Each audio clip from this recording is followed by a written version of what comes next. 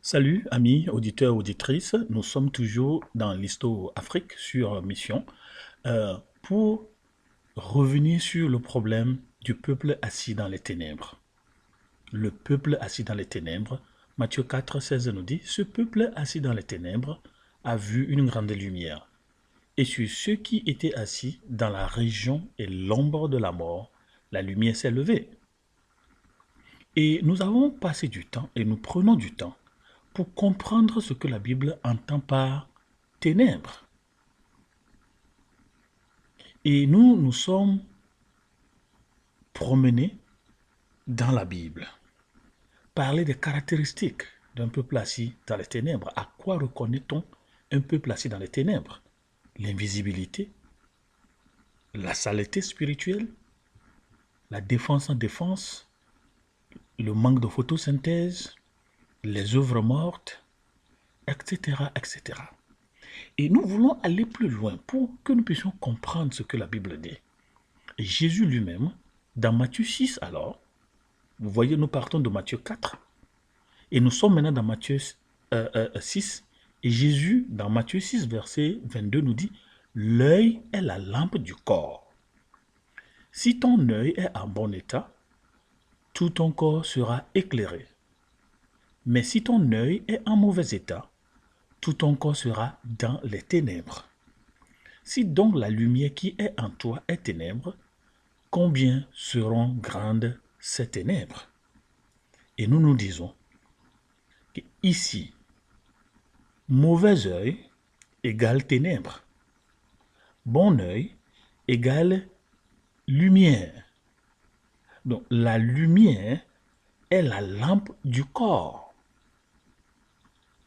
Donc lorsque vous n'avez pas la lumière en vous, votre âme est dans les ténèbres. Lorsque vous n'avez pas la lumière en vous, votre œil n'est pas en bon état. Autrement dit, ce qui est en vous détermine comment vous voyez les choses. Et nous nous sommes posé la question, pourquoi Jésus a dit, mais si ton œil est en mauvais état, tout ton corps sera dans les ténèbres. Et nous disons que cette déclaration de Jésus annule le principe de tout ou de la partie. Soit vous êtes totalement dans la lumière, ou vous n'êtes pas dans la lumière du tout. Donc, ceux qui sont les partisans de « oui, on peut être en Jésus, mais », une fois qu'on ajoute « mais », Matthieu 6 nous dit qu'on est dans les ténèbres. Autrement dit, cette conjonction de coordination « mais » utilisée spirituellement veut nous dire que nous ne sommes pas en Jésus. On est en Jésus, mais on peut ne pas être en Jésus, mais une fois que vous parlez comme ça, vous êtes dans les ténèbres. Mais Jésus va plus loin et il dit, si donc la lumière qui est en toi est ténèbres, combien seront grandes ces ténèbres? Nous avons expliqué que lorsque dans un peuple, les ténèbres sont célébrées comme la lumière, lorsque dans un peuple, les œuvres mortes sont célébrées comme la lumière, lorsque dans un peuple, les us et coutumes, les sacrifices humains, tout ça est célébré comme de la lumière, ténèbres plus ténèbres égale 2 ténèbres. Donc Jésus dit, combien seront grandes ces ténèbres? Donc autrement dit, lorsque vous êtes dans les ténèbres et vous ne reconnaissez pas que vous êtes dans les ténèbres, vous vous enfoncez davantage dans les ténèbres. Et nous ne nous sommes pas arrêtés là. Nous avons aussi interpellé le corps universel de Jésus-Christ. Nous qui croyons, nous qui clamons, nous qui possédons la lumière en nous. Est-ce que cette lumière demeure lumière? Ou bien cette lumière qui est en nous est ténèbres? Autrement dit, nous croyons que nous avons Jésus, mais nous n'avons pas Jésus. Mais comment est-ce que je dois savoir que j'ai Jésus? Il faut l'inviter dans votre vie personnelle. Il faut personnellement l'inviter. En disant simplement, Seigneur Jésus, je sais que je suis pécheur et je ne peux pas me sauver. Et la Bible m'enseigne que tu as payé le prix de mon péché à la croix. C'est pourquoi je te donne ma vie. Viens dans ma vie. sois mon sauveur et mon maître. Merci pour le pardon de mes péchés et pour la vie éternelle que tu me donnes. Prends la direction de ma vie et fais de moi la personne que tu désires que je sois. Et la Bible nous dit que lorsque nous faisons cette prière, nous devenons enfants de Dieu. Jean 1, verset 12. Mais à tous ceux qui l'ont reçu, elle leur a donné le pouvoir de devenir enfants de Dieu, à vous qui croyez en son nom. Et première épître de Jean, verset 5, chapitre 5, verset 11 à 13 nous dit, et voici ce témoignage. Dieu nous a donné la vie éternelle, et cette vie éternelle se trouve en son Fils. Où trouve-t-on la vie éternelle? C'est dans le Fils de Dieu. Qui est le Fils de Dieu? C'est Jésus-Christ. Et c'est pourquoi vous allez voir les luttes autour de Jésus. Pourquoi dites-vous que c'est Jésus seul? Pourquoi dites-vous que c'est Jésus seul? La vie éternelle se trouve en une personne. Lorsque vous n'avez pas cette personne, vous n'avez plus la vie éternelle. Et voici ce témoignage. Dieu nous a donné la vie éternelle. La vie éternelle, c'est un don. La vie éternelle, c'est un cadeau. La vie éternelle n'est pas méritée. On ne peut pas mériter la vie éternelle. Il n'y a rien que l'homme pécheur puisse faire pour avoir la vie éternelle à la place de ce qu'il a fait. Ce n'est pas possible. C'est pourquoi Dieu a introduit la grâce. C'est par la grâce, en effet, que vous êtes sauvés. Par le moyen de la foi. Ce n'est point pas les œuvres, afin que personne ne se glorifie. Donc, Jésus dit, si donc la lumière qui est en toi est ténèbres, nous sommes dans Matthieu 6, verset 23. Si la lumière qui est en toi est ténèbres, combien seront grandes ces ténèbres? Et nous avons appliqué ce verset aussi à l'église de Jésus. La lumière en vous peut être myope. Vous voyez de très, très proche. Vous ne voyez pas loin. Votre vie chrétienne ne s'arrête que sur vous-même. Tout ce que vous faites, c'est vous, c'est votre église. Vous ne pensez pas à la mission. Et il y a des hypermétropes aussi. Ils voient trop loin, ils oublient leur Jérusalem. Quand on est myope, on oublie sa Jérusalem. On pense aux extrémités de la terre, etc., etc. Et nous avons donné l'exemple des peuples qui sont devenus aujourd'hui ce qu'ils sont devenus à cause de cette lumière qui a chassé les ténèbres en eux. Et nous avons donné l'exemple de la Norvège avec Hans Nielsen Hauge, qui a transformé la Norvège en utilisant les Saintes Écritures. Nous avons parlé de la Corée du Sud, où le roi Sejong, au XVe siècle, a entendu Dieu lui parler du ciel. C'est un roi qui a dit ça. Il a crié son alphabet. Et la Corée du Sud est devenue ce que la Corée du Sud est devenue. Nous sommes allés en Allemagne et nous avons parlé de la transformation de l'Allemagne par un individu, Martin Luther. Mais avant, en Allemagne, c'est le latin qui prédominait. C'était une colonie romaine. Et c'est pourquoi Histo Afrique dit que le problème de l'Afrique, ce n'est pas seulement la colonisation. L'Allemagne était aussi colonisée. L'Irlande était colonisée. La Corée du Sud était colonisée. Et Martin Luther, en 1500, s'est caché et a traduit la Bible du latin en allemand. Et c'est ça qui a transformé toute l'Allemagne. Et nous avons interpellé l'Église de Jésus-Christ, surtout nous qui venons de l'Afrique. Qu'est-ce que nous attendons? Est-ce que nous comprenons que la Norvège, la Corée du Sud, l'Allemagne et beaucoup d'autres pays que nous allons encore voir sont devenus ce qu'ils sont devenus à cause de la lumière qui est en eux et qui n'est pas devenue ténèbres? Est-ce que je peux me cacher comme Martin Luther et transformer la Bible dans ma langue maternelle? Et Jésus attend l'Église de l'Afrique. Ce n'est pas seulement un travail de l'Alliance biblique internationale. Ce n'est pas seulement un travail de la CIL, la Société internationale linguistique. Que fait l'Africain Est-ce que l'Africain comprend que c'est l'évangile qui a transformé les pays dans lesquels nous sommes aujourd'hui? Si donc la lumière qui est en toi est ténèbres, combien grandes seront ces ténèbres? Donc, nous partons de la Norvège, nous sommes allés en Corée du Sud, nous sommes revenus en Allemagne, mais allons à côté. À Genève, nous sommes en Suisse. Mais parlons de la Genève, le pays de la paix, le seul pays au monde qui n'a pas l'armée, le seul pays qui a opté pour la paix, Genève. Et vous connaissez le livre de John Ziegler, La Suisse par-dessus tout soupçon. Le livre qui montre comment l'Afrique fait de la Genève ce qu'elle est. L'Afrique fait de la Suisse ce qu'elle est. Mais pourquoi la Genève est devenue Genève? Et nous animons ces émissions pour que les Africains comprennent. Ces pays sont devenus ce qu'ils sont devenus à cause de l'évangile de Jésus. Mais vous parlez de l'Allemagne, vous savez, Hitler a marché par tous ces pays-là. Et avant Hitler, mais c'était des empires romains. Ils étaient sous la domination romaine. Et la langue qu'on parlait, c'est le latin. Mais ces pays, quand ils ont embrassé l'évangile, quand ils ont su qu'il y a une lumière qui est en eux, ils n'ont jamais laissé cette lumière devenir ténèbres.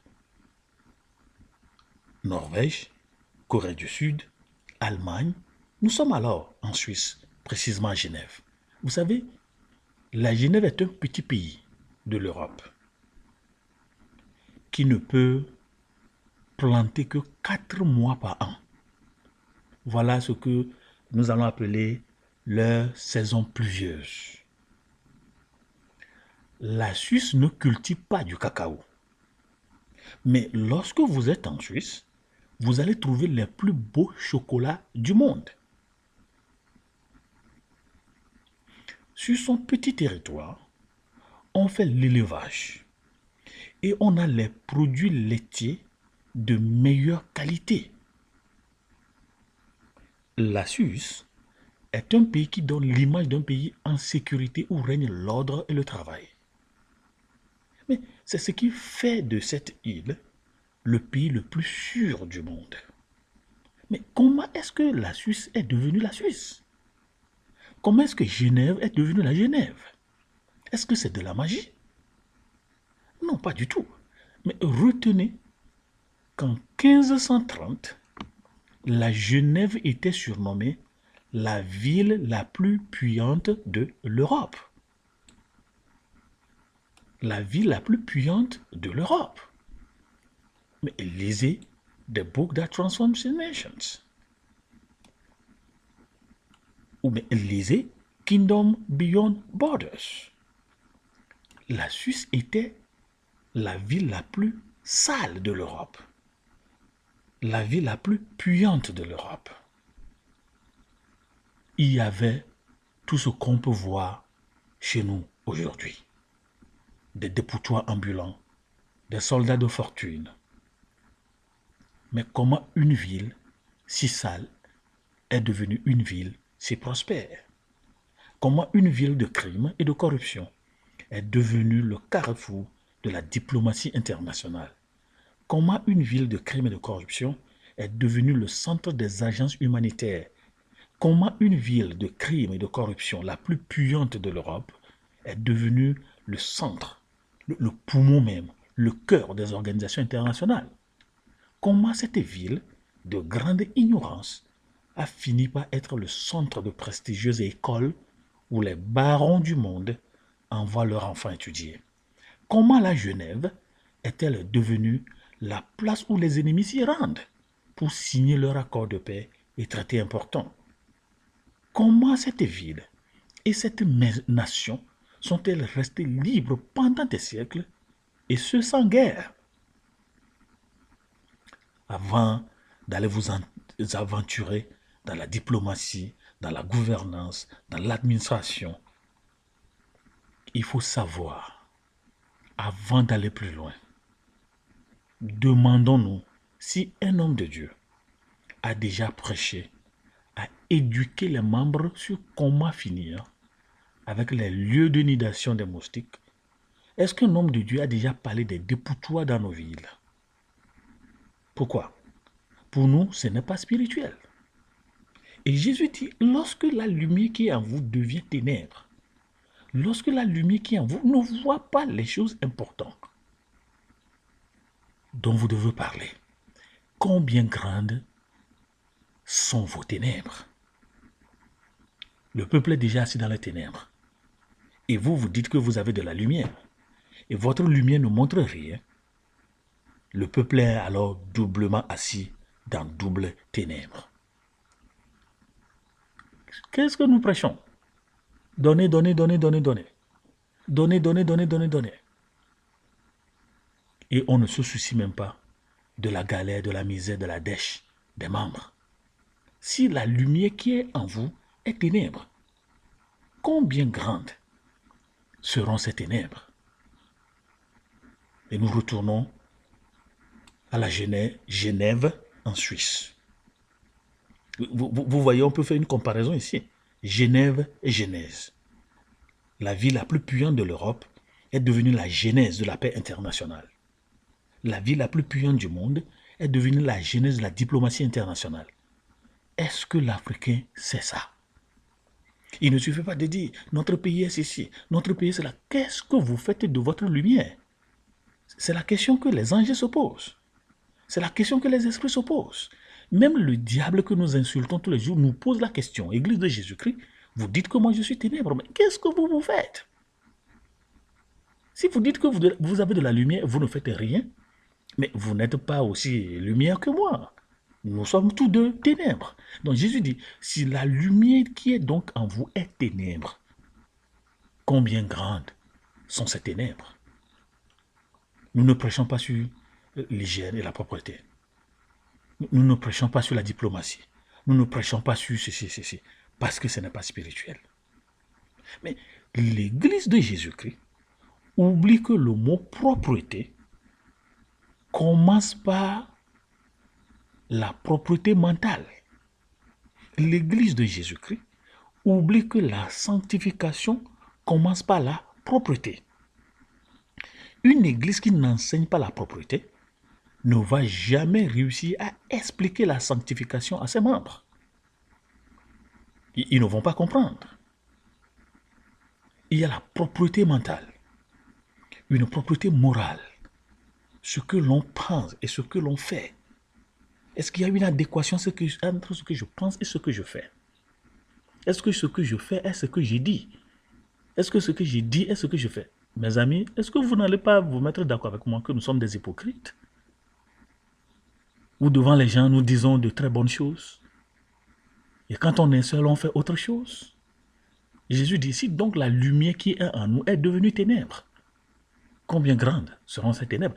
Autrement dit, le peuple ne sait plus à quel sens se vouer. On est dans les ténèbres, ça ne va pas. On veut sortir des ténèbres. On a eu espoir, on est sorti et nous nous retrouvons encore dans les ténèbres. La Bible dit, combien grandes sont ces ténèbres? La Genève est devenue ce que Genève est devenue à cause de l'Évangile. Et nous marquons une pause pour nous demander, est-ce que nous prêchons sur ça, les ordures? Bon, cela fait penser aux différents convoitises dont parle 1 Jean 2, verset 16. Il faut aussi une propriété langagère, ce qui sort de notre bouche. Éphésiens 4, 19 me dit qu'il ne sorte de votre bouche aucune parole mauvaise, mais s'il y a lieu, quelques bonnes paroles qui servent à l'édification et communiquent une grâce à ceux qui l'entendent. Éphésiens 4, verset 19. Qu'est-ce que nous disons de l'Afrique? Le mal, le mal, le mal, le mal, le mal. Le pire, le pire, le pire, le pire. Et qu'est-ce que nous faisons? De la propreté, nous allons à l'hygiène. L'hygiène corporelle, car nous sommes le temple du Saint-Esprit. 1 Corinthiens 3, 16. Mais il faut aussi de l'hygiène vestimentaire. Il faut de l'hygiène alimentaire. Mais c'est à l'Église d'enseigner tout cela. La Genève, en 1530, la ville la plus puissante de l'Europe, la ville la plus sale de l'Europe, est devenue une ville d'hygiène et de propreté à cause de l'Évangile. Et on ne peut pas parler de la propreté de la Genève, du succès de la Genève, sans parler de John Calvin. Il fut aussi important à la Réforme française, comme Luther l'est à celle germanique. Calvin et les autres réformateurs mettaient de l'accent sur le salut personnel. Ils conseillaient vivement les gens à se repentir et croire en Dieu. Mais ils ne se sont pas arrêtés là. C'est ça le problème de l'Église africaine. On s'arrête là. Venez à Dieu, venez à Jésus, repentez-vous, faites ceci, ceci. Et on s'arrête là. Et les choses qui suivent le salut, les choses qui arrivent après le salut, l'Église n'enseigne pas ça. Et nous n'avons pas la transformation. L'Église de Jésus-Christ. Si donc la lumière qui est en toi est devenue ténèbres, ou au lieu d'enseigner la grande commission, nous enseignons la grecque commission. Et nous divisons le monde en deux. Un monde spirituel, un monde non spirituel. Calvin et les autres réformateurs mettaient de l'accent sur le salut à travers Jésus-Christ. Acte 4, verset 12. Il n'y a de salut en aucun autre nom, sous ce ciel. Un nom qui a été donné aux hommes pour être sauvés, si ce n'est le nom de Jésus-Christ. Ça, c'est la décision du ciel. Ça, c'est la décision de la Cour cassation du ciel. On ne peut pas faire appel à cette décision. Mais Calvin, John Calvin, ne s'est pas arrêté à la repentance. Mais les réformateurs ont pris l'engagement d'utiliser leur temple, leur église, pour faire un enseignement systématique aux populations en ce qui concerne la réforme. Car pendant des siècles, les seules autorités de Genève, ville d'ailleurs indépendante, furent les nobles et l'Église. Vous comprenez alors? Et l'Afrique suit la même piste. Vous allez en Afrique, vous voyez les officiels et les gros hommes qui suivent, c'est les présidents des églises. Ils sont les seules autorités. Mais personne n'avait le droit de remettre en cause ce qu'ils faisaient et disaient. Est-ce que l'Afrique est différente? Allez dans nos églises et essayez de voir si vous pouvez remettre les choses en cause. Allez dans le politique et essayez de voir si vous pouvez remettre les choses en cause. Mais c'est la même chose qui se passait en Genève et nous sommes bien dans 1530. Les populations de Genève veulent être libres. Mais qui va leur dire comment? Qui va leur dire comment vivre? C'est comme ça que Calvin, John Calvin, et les siens ont cherché des versets bibliques appropriés qui montrent ce que Dieu dit de chaque aspect de la vie des humains. Leur intention était de bâtir une ville fondée sur la parole de Dieu. Vous comprenez maintenant? Genève. L'intention, c'est de bâtir une ville fondée sur la parole de Dieu. Une ville qui peut être un modèle pour les autres villes de l'Europe. Est-ce qu'ils n'ont pas réussi? Bien sûr. Est-ce que nous avons une intentionnalité? Est-ce que nous voulons bâtir une autre Afrique sur la parole de Dieu? Un continent qui peut être modèle. Nous sommes nombreux à aller à l'église, je ne suis pas contre cela. Mais est-ce que nous sommes spirituels? Est-ce que nous sommes chrétiens? Ou bien nous sommes des religieux? Quel Africain, quelle église est vraiment sérieuse à vouloir bâtir un continent sur la parole de Dieu? Et quand nous avons échoué, nous voulons bâtir notre continent sur les us et coutumes. Nous voulons bâtir notre continent sur les rites et les traditions qui ont déjà fait fausser le pas au continent. C'est le retour en arrière. Donc si la lumière qui est en nous est devenue ténèbres, nos ténèbres deviendront plus grandes. Si au XXIe siècle, l'ère de la technologie, on appelle un continent aux us et coutumes, c'est que nous faisons un retour en arrière. L'Afrique prononce son échec sur l'échiquier des nations. Nous parlons de la Genève, qui en 1530 était la ville la plus puissante de l'Europe. Mais lorsque John Calvin et ses frères réformateurs ont dit il faut prêcher la bonne nouvelle aux gens. Et quand ils ont accepté la bonne nouvelle, ils ne se sont pas arrêtés là-bas. Il faut leur maintenant enseigner comment vivre. Il faut leur enseigner chaque aspect de la vie des humains. Et leur intention était de bâtir une ville modèle, fondée sur la parole de Dieu, un modèle pour les autres villes de l'Europe. Leur sermon touchait la responsabilité individuelle et la valeur du travail comme culte à Dieu. Est-ce que nous enseignons ces choses dans nos églises? Donnez l'argent, mais comment la personne va trouver l'argent pour donner? On n'enseigne pas. On dit il faut prier pour avoir de l'argent. Depuis quand est-ce que la Bible a dit prier pour avoir de l'argent?